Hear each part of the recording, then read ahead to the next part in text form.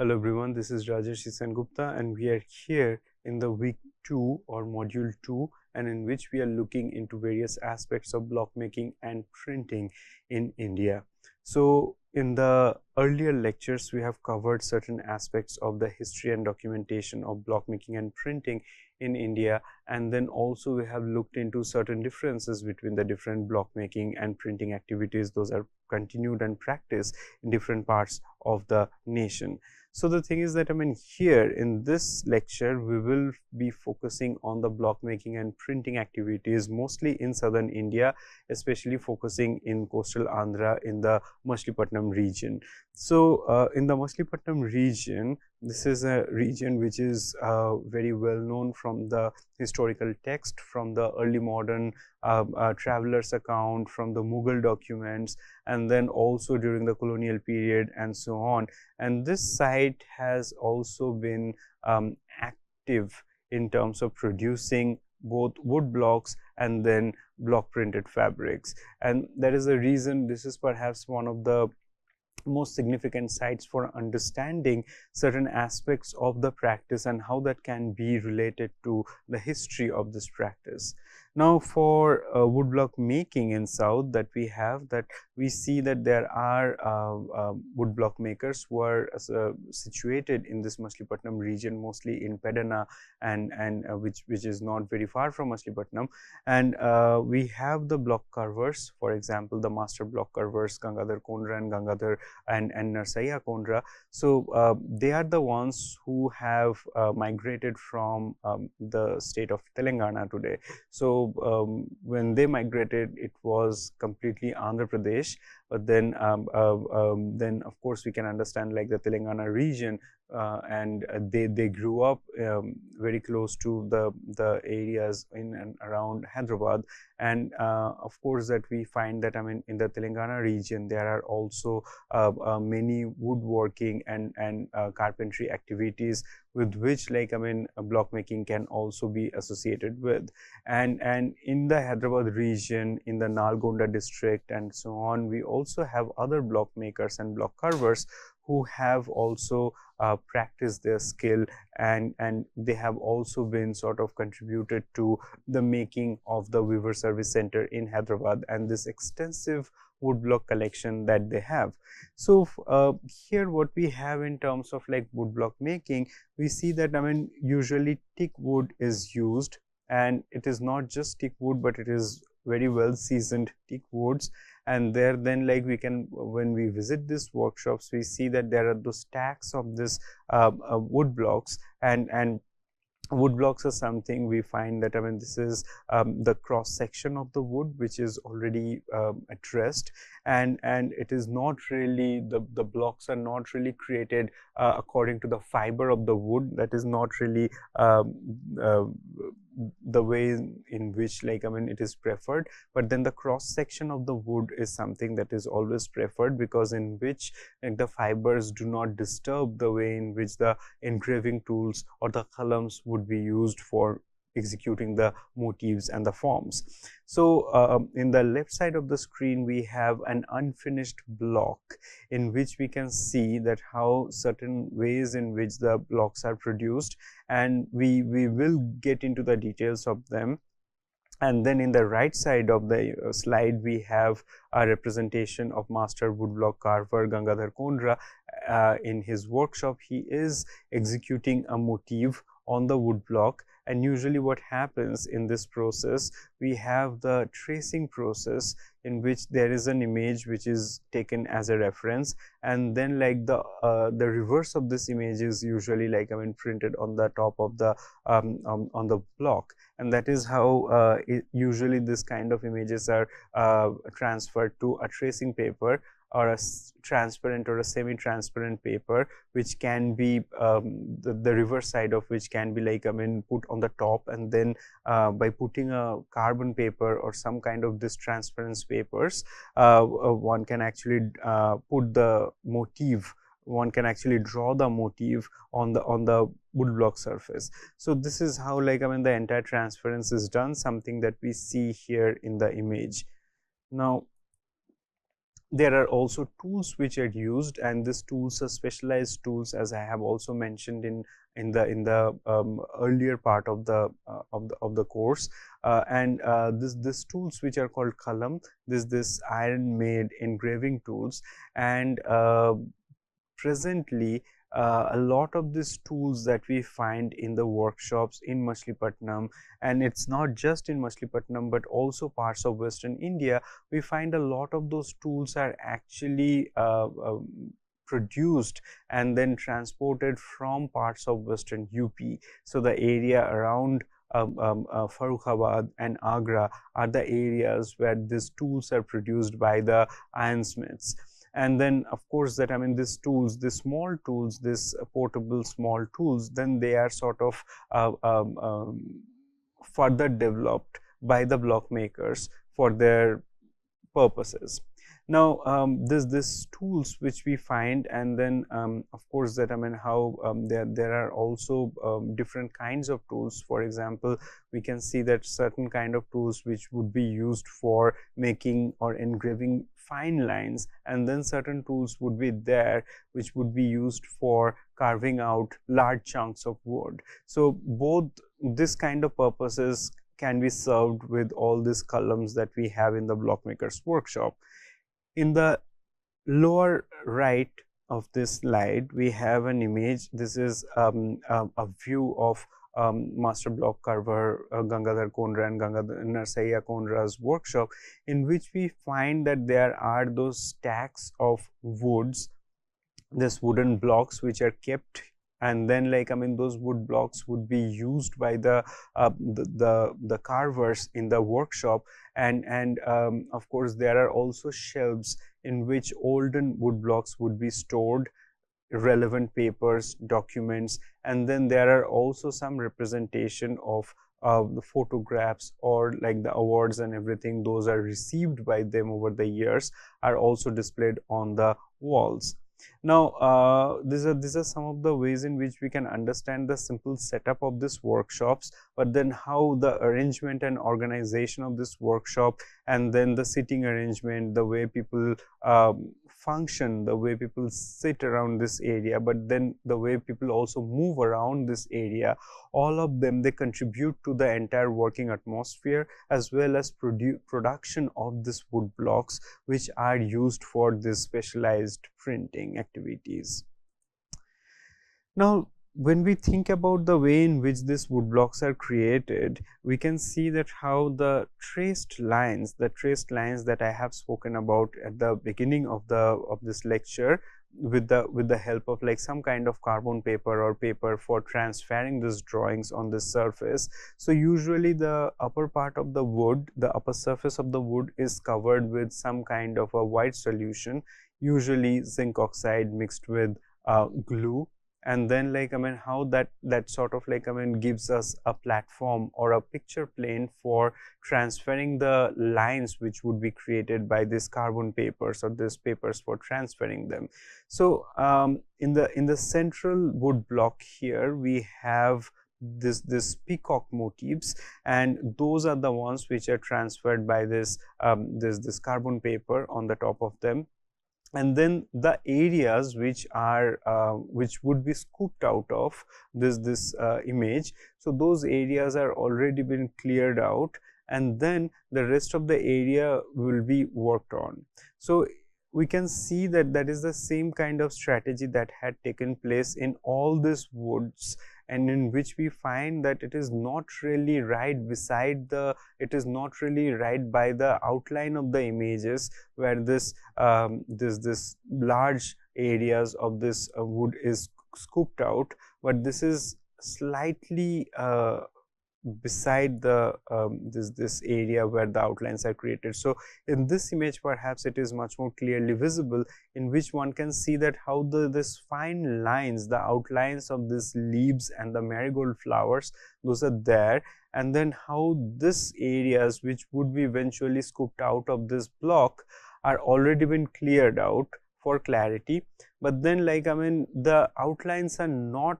carved out at the initial stage. Initially, it is always better to carve the details which are there within a motif. So, for example, if you are thinking about a leaf, if you are thinking about a marigold flower, then the areas which would be there within the flower, or like the veins and everything that we see in the leaf would first be carved out,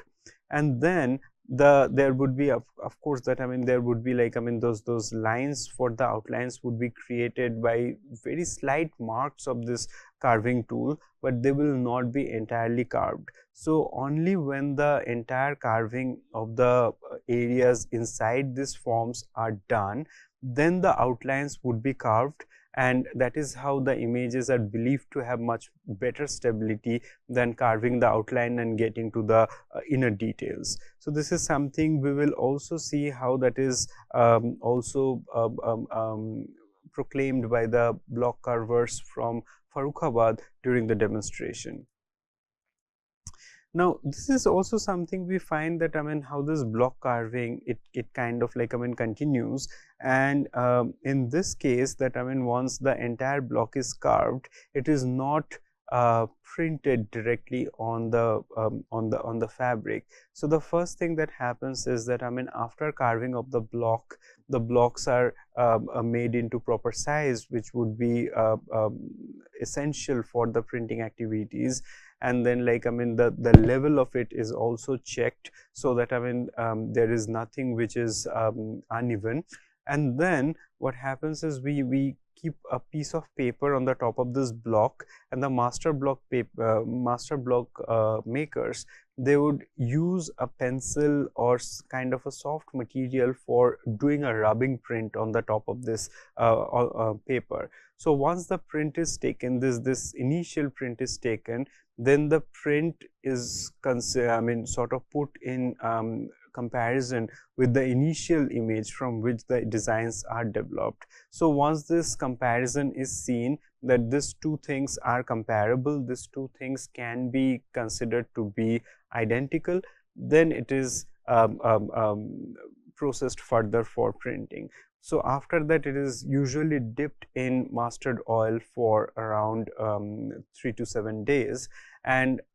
during this time what happens that the mustard oil, the wood soaks in this mustard oil, and then during printing it does not really soak water based dye stuff or the mordant. So this is some of the reasons in which we find that this entire process of block making is something that is highly specialized, starting with the selection of wood. If it is if this is a really soft wood, then the intricate details cannot be made in the wood. If it is too hard, then it will probably not be the most preferred one for executing all the details there. So there needs to be a balance between that. If it is not seasoned, then it may decay, there can be cracks, it might just be unusable after few uses. So this is something that a lot of this material characters of the wood block needs to be considered when the wood blocks are created. So we also see that in different parts of India, so for example in Lucknow, in Srinagar and other places where wood blocks are used for embroidery. So for example in chicken curry making in Lucknow, we find that wood blocks are used for printing the initial motifs on the fabric, and on the top of that embroidery is done. Then similarly we find this activity in Srinagar, in and around Srinagar as well, and in which we find that how the Kani shawls, these embroidered Kashmir shawls are created, in which we again see that during preparation of the fabric, this woolen shawls for the preparation of embroidery, we see that the blocks are printed on the top of these shawls, and those blocks kind of give a reference for the embroider to make those embroidery accordingly. Now the thing is that we can imagine that those kind of block printing are very different from the way in which the specialized block printings are done in the sites of like Machilipatnam or Damadka, Ajrakpur, or in Jaipur, Sanganer, and places like that. And that's because that, I mean, those wood blocks are there for the embroiders for a reference. At times we also see that, I mean, block printing is also done on the fabrics where Zardozi is done. So different parts of UP, places in Hyderabad and places like that, we also see that Zardozi is done. So in a lot of those places we do see that use of wood blocks are there, but then those wood blocks are not really as specialized as the ones we are talking about in this case, and that's the reason we find that inferior wood is also used in these cases. For those things we do not really see a lot of times that the woods and these wood blocks are not really durable, and not really finer details are there in these woods. So of course the details and everything, those are created in embroidery, and it's not necessary that the wood blocks to have all the details there, and that's the reason that we can see that perhaps making them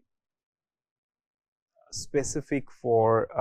printing to have all the exquisite details are not something that is of concern of the embroiders. So we are talking about, like, even though in both cases we are talking about wood blocks, but then based on the context, based on how those would be eventually utilized, the material matters, and then the decisions also matter about, like, I mean, the decision of material, the decision of their durability, and the kind of details and everything they will hold. So these are the ways in which we see how wood blocks are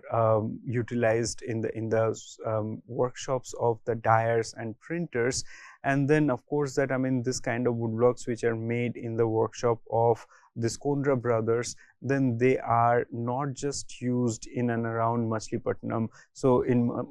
this area around Machilipatnam would be the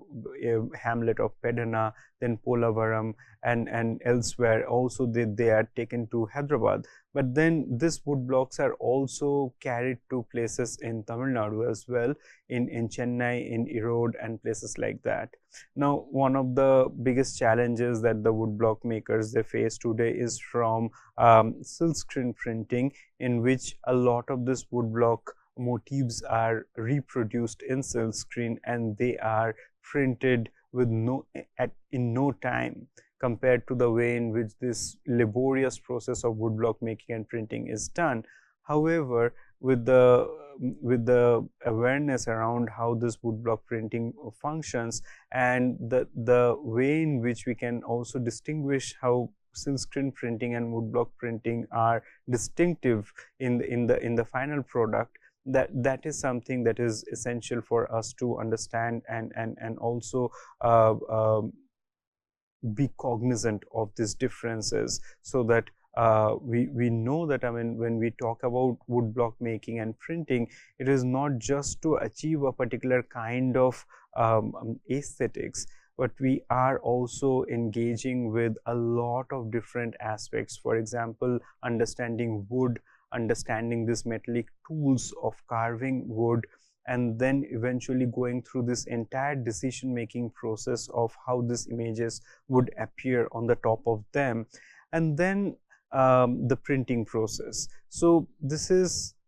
we can also understand the entire process which involves materials, techniques, tools, and human bodies and mind. This is an entire knowledge reserve. So when we compare them to perhaps, like, I mean, silk screen making process or printing process and so on,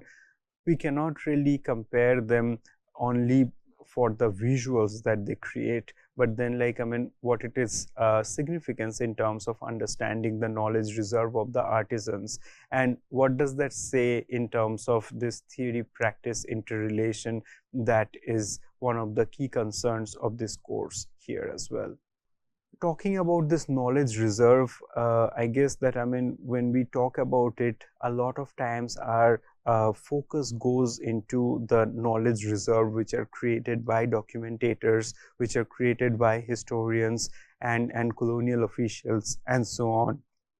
However, this is very significant that we understand that it is not just the knowledge reserve those are made by the authoritarian figures, but also the artisans, they create their own knowledge reserve. Firstly, the knowledge reserve that the artisans would have, that is also the bodily knowledge, which is felt but which is not always seen. So that is something that is much more complex for us to theorize and justify. However, it is something that we can see its resonance in the tangible forms. But then there are also tangible knowledge reserves that we have with the artisans. So for example, when we have the block makers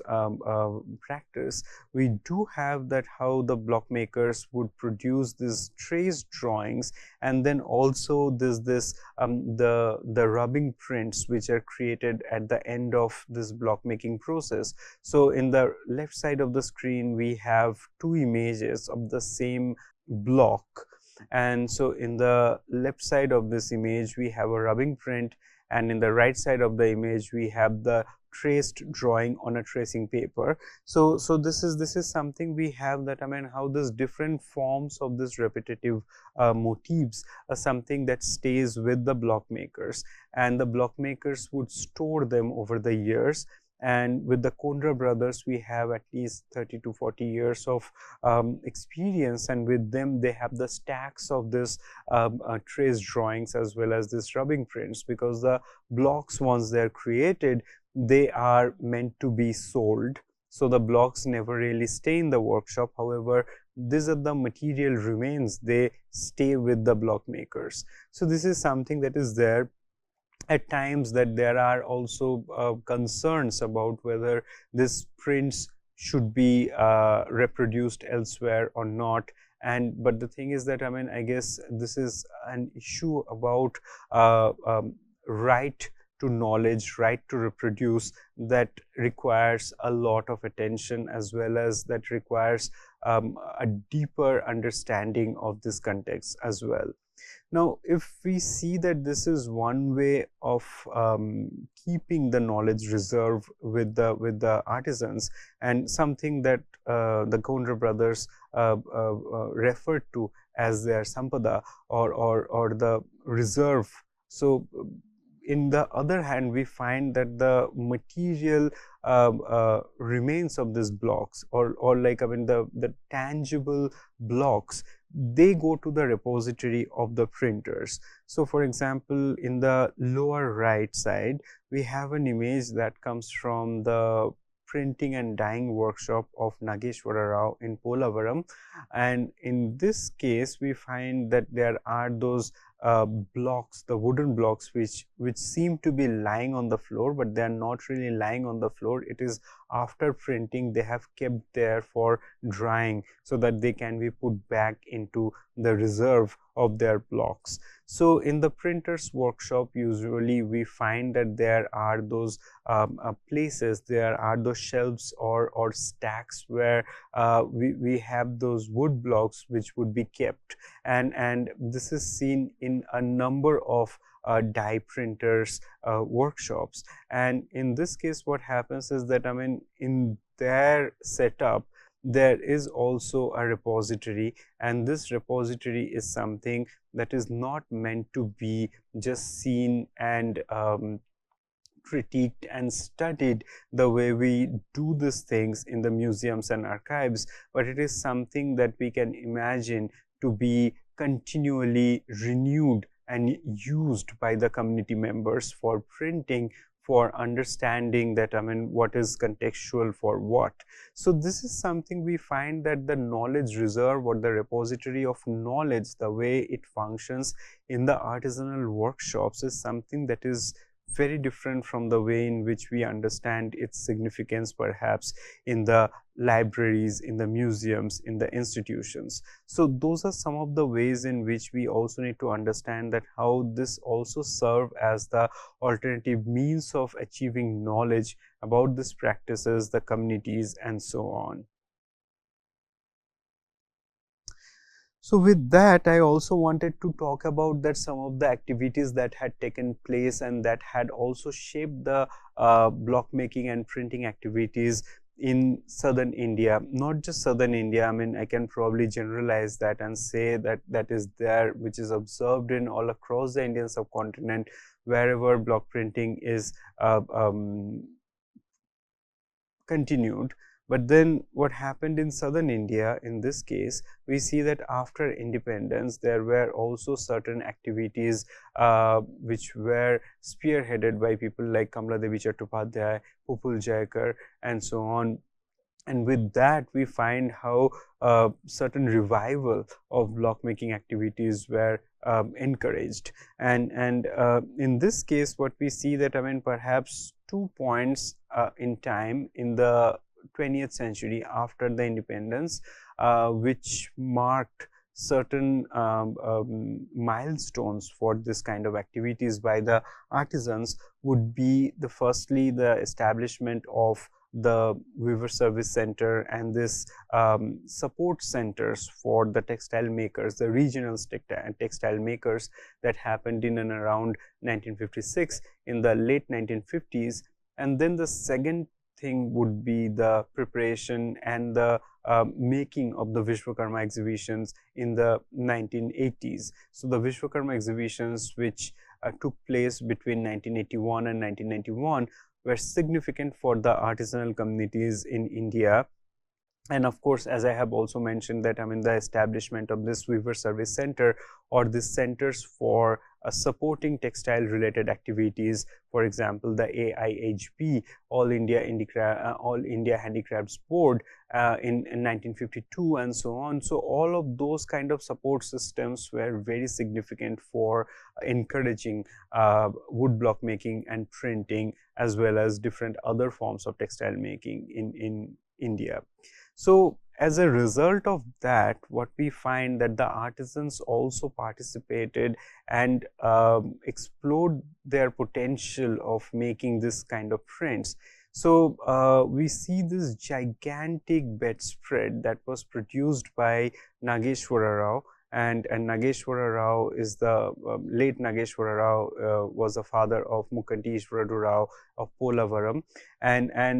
in this piece, this textile that we have on screen is this gigantic hanging, which is an untitled hanging, in which a number of different blocks and stencils are used. So the borders, we can see this elephant motifs which are printed here, and then, like, of course, we have different sets of this registers of this continuous prints which are there in the borders, in this horizontal ones, and then differently in the vertical ones. Then at the center, we have a combination, this figure of Lord Krishna under the Kadamba tree. We have that, I mean, how there is use of stencil, as well as there is use of, like, I mean, wood blocks. So a combination of that is used here for printing the figure with this cow. And then there are those cypress motifs. The cypress motifs, we can imagine that they have been very significant in the Machilipatnam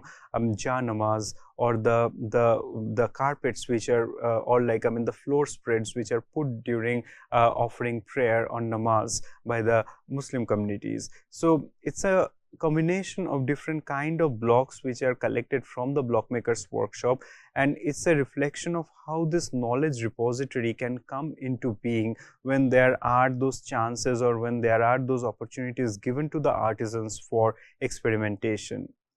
With that, I guess that, I mean, we can sort of